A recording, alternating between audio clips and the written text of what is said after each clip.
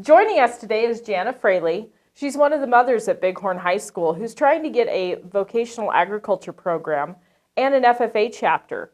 Jana, thanks for joining us today. You're welcome. Thank you for having me. So tell us a little bit about this journey you guys have been on to get VOAG and FFA out at Bighorn. Well, our family moved up to the Bighorn, Sheridan area from Buffalo about 5 years ago. Our son was in elementary at the time, and FFA has been a part of our life for generations, starting with my father. My husband and I were both very involved in FFA. I was a state FFA officer. He was an ag teacher in Meeteetse for a few years. And our oldest daughter, Hannah, was very involved in FFA in Buffalo. And we just know the benefits and the opportunities that are available for these kids through an FFA program, through a vocational agriculture class.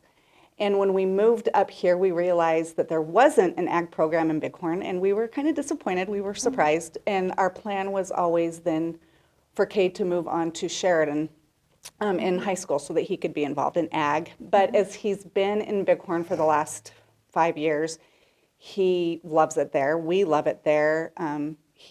We don't want to move him to a different school. We want to keep him where he's at. And so the best answer to have our cake and eat it too, I guess, was to just go ahead and work towards getting an ag program started at Bighorn.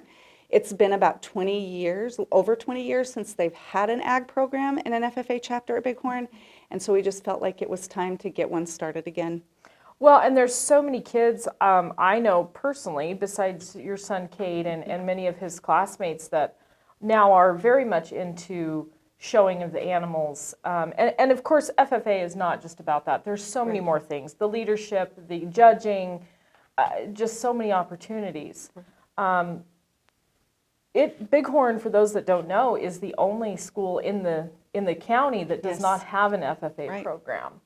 And I know Bighorn has always been known for their academics and their athletics, but as my dad always said, not every kid's an athlete. Right. And not every kid wants to do that. So I think it's really important, and I think it's great that you guys are really trying to get this done. So what all has that involved as far as with the school district? And well, they've been very open and receptive to the idea of it. This conversation has come up a lot over the last several years, and there have just been various stumbling blocks that have come up that have kind of stopped them in their tracks. I think timing more than anything has been on our side. So our goal is kind of twofold. We want to offer this program for kids who are currently ag kids. They're involved in 4-H. They come from a farming or a ranching background. This is their passion. They're maybe not athletic. They're not involved in sports. This is their passion. But we also want to reach those kids who maybe don't know anything about agriculture, who don't come from an ag background, who don't have any knowledge or experience with animals, with livestock. We want to reach those kids too, because there are so many benefits just out. We used to say when I was in FFA that it's not just about cows and plows, and that still rings true. I think that there are opportunities for any kid for leadership skills, obvious or different competitions that they can be involved in. It will go with them outside of school and into the community and into their future careers. So I just feel like everybody that I've spoken to, from administrators and teachers and the school board, has been very open, very receptive. I'm being realistic. We're all being very realistic about this, and what it comes down to are numbers. We need to show that we have the amount of numbers of kids that are interested before they will take that next step to look for hiring a part-time ag teacher. So that's the reason that we're putting on this informational meeting next Wednesday, is we want to reach those students and those parents who maybe don't know anything about what an ag program would look like, what being an FFA member offers. We want to give them an opportunity to see what that looks like. So we've got the Wyoming State FFA advisor, Stacy Broda, will be joining us. One of the Wyoming State FFA officers will be joining us, and then a couple of members of the Sheridan FFA chapter will be joining us as well. And we just want an opportunity to just inform and educate the community of Bighorn what an ag program would offer their students in terms of leadership and traveling opportunities, lifelong friendships. I mean, I am a very big proponent of the FFA program. So. Absolutely. Well, and the Sheridan, the John B. Kendrick FFA just came off a very successful barn bash. Great attendance this year. There was more people there than I've seen, and a lot of different people who hadn't been in the past. So I really think people are starting to see the benefit.